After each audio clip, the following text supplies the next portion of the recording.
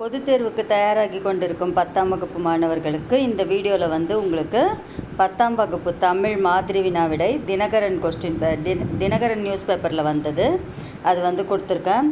பொதுவாக நியூஸ் பேப்பரில் வர கொஸ்டின் பேப்பரில் இருக்க கொஸ்டின் வந்து ரொம்ப அதிகமாக வரும். அதனால் இந்த கொஸ்டின் பேப்பரை ஒரு தடவை ரிவிஷன் பண்ணிவிட்டு அதுக்கப்புறமா என்ன பண்ணுங்கள், மீதியெல்லாம் படிங்க. இந்த தமிழ் கொஸ்டின் பேப்பர் வழக்கம் போல் 5 பிரிவாக பிரிச்சிருக்காங்க. பிரிவு 1ல் வந்து இது எல்லாமே விடையோடு இருக்குது, பார்த்துக்கோங்க. இதோட பிடிஎஃப் லிங்க்கும் நான் உங்களுக்கு டிஸ்கிரிப்ஷனில் தரேன், அதை வேணாலும் எடுத்து பார்த்துக்கோங்க. முதல் பார்ட்டில் வந்து 15 ஷார்ட் ஆன்சர் வந்திருக்கு.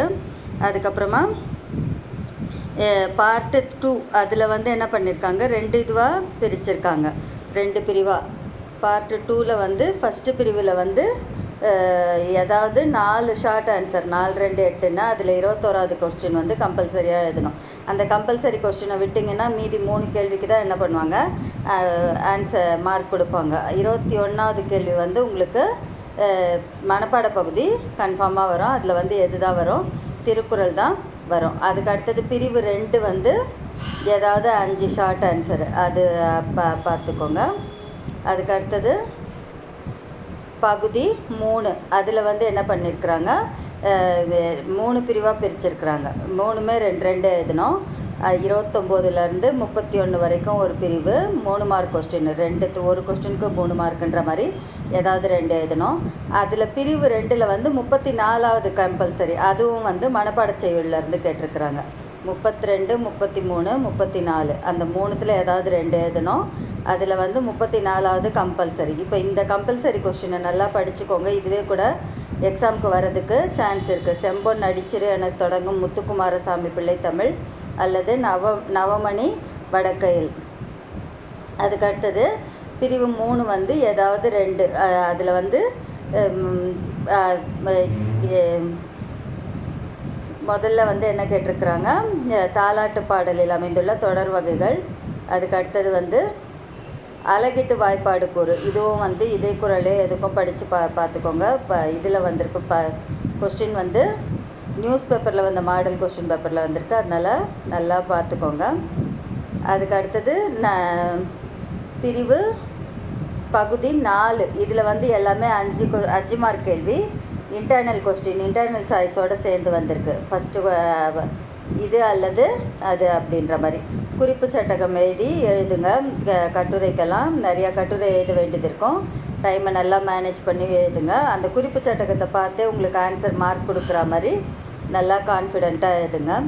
அதுக்கு அடுத்தது வந்து கடிதம், எல்லாமே வந்து அதில் தான் இருக்குது. ஃபார்ம் வந்து உங்களுக்கு கொஸ்டின் பேப்பர் கொடுக்குறப்பே பார்த்துருங்க. விண்ணப்ப படிவம் வந்து உங்களுக்கு அதுக்குள்ளேயே இருக்கும், ஆன்சர் ஷீட்டுக்குள்ளேயே இருக்கும். அதில் வந்து பார்த்து கரெக்டாக எழுதுங்க. உங்கள் பேரெல்லாம் போடக்கூடாது, அதெல்லாம் கொஞ்சம் கவனித்து எழுதுங்க. அவங்களே வந்து கொஸ்டின் எழுதியிருந்தாங்கன்னா, கொஸ்டினில் பேர் கொடுத்துருந்தாங்கன்னா, இங்கே பாரு, இதில் வந்து கோபால்சாமி மகன் கோ தமிழ் செல்வன் அவங்களே பேர் கொடுத்துருக்காங்க. அப்படி கொடுத்துருந்தா தான் என்ன பண்ணணும், பேர் எழுதணும். அப்படி இல்லைன்னா நீங்கள் என்ன செய்யணும், பேர் எழுதாமல் அந்த இடத்துல வந்து எக்ஸுக்குரியோ இல்லைன்னா வேறு ஏதாவது ஒரு